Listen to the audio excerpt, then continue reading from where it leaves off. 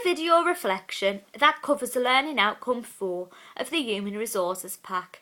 During this video, I will analyse and evaluate my own team building skills that can be used to achieve goals. Theorist Belbin suggests that for a team to be successful, it needs to have access to each of the 9 Belbin team roles: a shaper, coordinator, plant, resource investigator, monitor evaluator, implementer, team worker and completer finisher. I asked my work colleagues to carry out the Belbin test, and the results were as follows.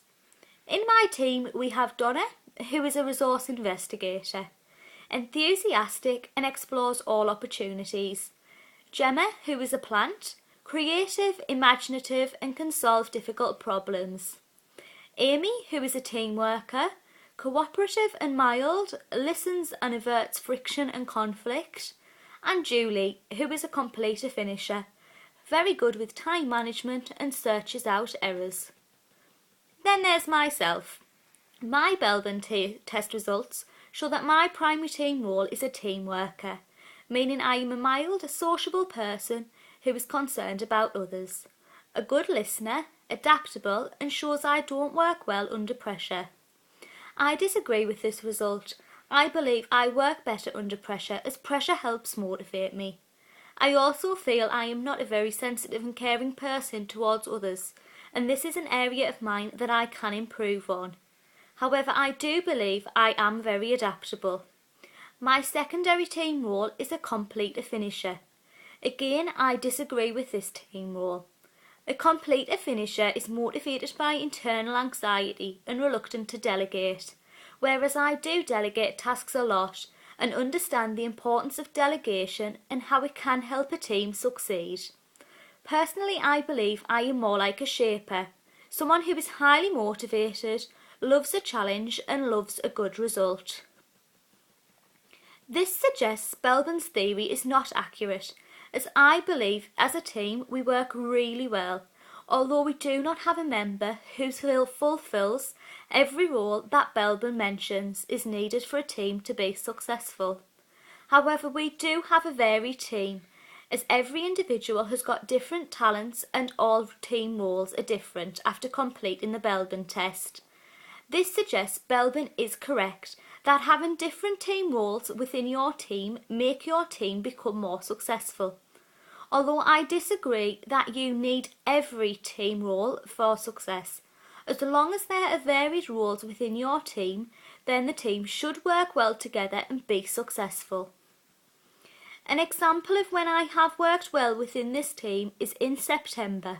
We organised a charity afternoon tea. Tuckman's team development was followed. Forming is the first step. Due to me working with this team every day, we didn't follow the forming step due to us already knowing each other. Storming is the next step. As a team, we brainstormed several different ideas. Everyone had different ideas and opinions as to what we should do to help charity out. What charity should we choose, when can we do it, and where is the best place to do it?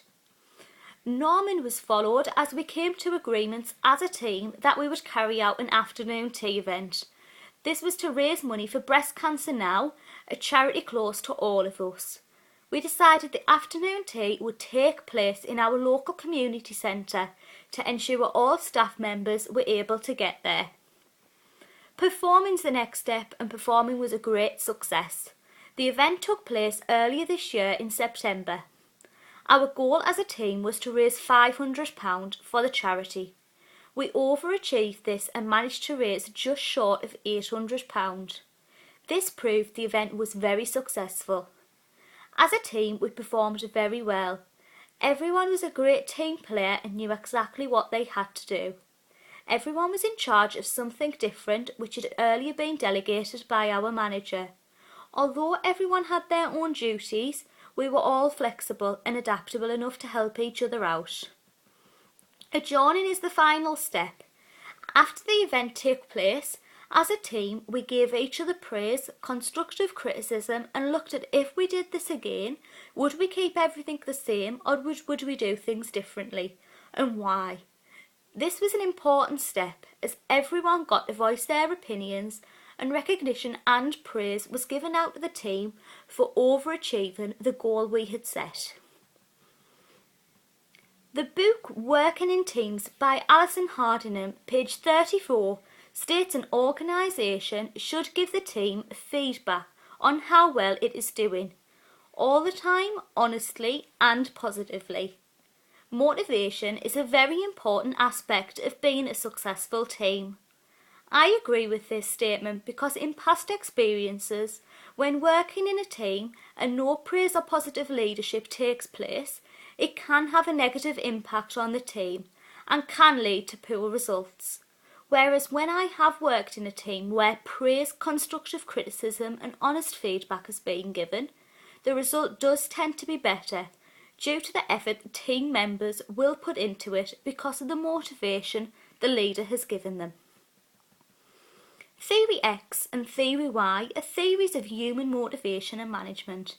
They were created and developed by Douglas McGregor in the 1960s.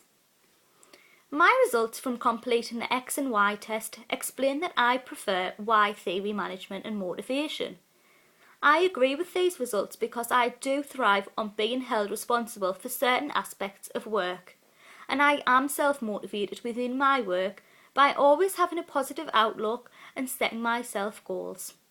Also, after working with a manager who dictates and plays everything by the book, as described in Theory X, and currently having a manager who listens to all employees' opinions before making any decisions, however still maintains power and leadership of the team, as described in Theory Y, I have came to the conclusion I do overall prefer management and motivation Theory Y. John Adair is another theorist who approached leadership from a more practical and simple angle by describing what leaders should do and the actions they need to take. His model was based on 3 overlapping circles. The first circle was to achieve the task. The second is to build and maintain the team. And the third to develop the individuals. These 3 circles all overlap because without help from each other, they won't be successful.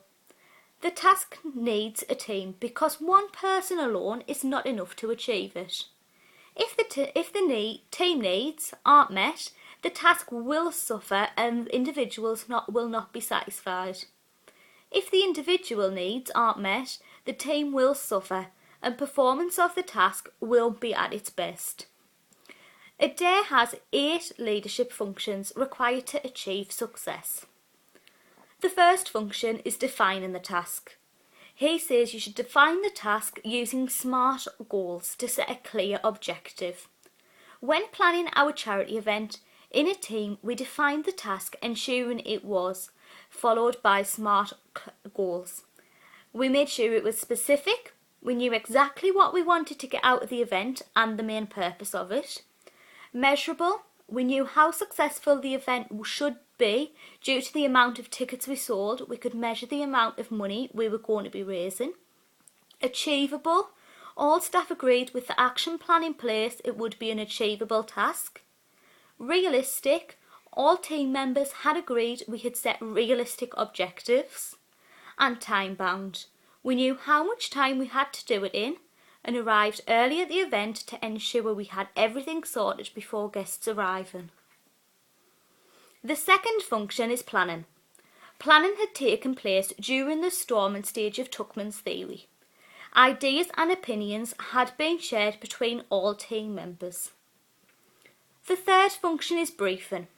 A briefing took place before the event by our team leader who informed us each individually of our duties for the day and motivated us into believing we could achieve our goal. The fourth function is controlling. Our leader was in control of the event and knew exactly what needed to be done to get the best outcome for the day. Tasks were delegated equally between team members to ensure we got the best results possible. The fifth function is evaluating. Evaluating took place in the adjourning stage of Tuckman's theory. After the event, our leader evaluated the whole event and a discussion was held to monitor what we had done well and we could improve on. The sixth function is motivating, and motivation was used in the build-up of the event, making sure everyone had a can-do attitude. Motivation was used throughout the charity event as we praised each other and helped each other out on working in a team. Motivation was also given to each other and mainly from our leader after the event, when praise and constructive feedback was given on how the event was. The seventh function is organising. Being organised is an important factor of a team. Without organisation, team members wouldn't know what their job roles and duties were. As a team, we made sure we were organised by making everyone aware what their duties were so we were prepared for the event in the best way possible. The eighth and final function is setting an example. It's important as a leader to lead by and set a good example to your team. Our leader set a good example for our team, kept us all positive and motivated, got on well with everyone and made a big impact on the team by also being a key team worker. I have also carried out the 16 personality test, Myers-Briggs and Carl Jung's test, which all come back with similar results, that I have very strong practical skills and I am an action-orientated person. I enjoy solving problems and enjoy getting results from anything that I have put hard work into. I have a strong sense of urgency and I am not afraid to make a tough decision. I am also very good at communicating with others. Overall, I believe these skills explain how and why I am a great team worker.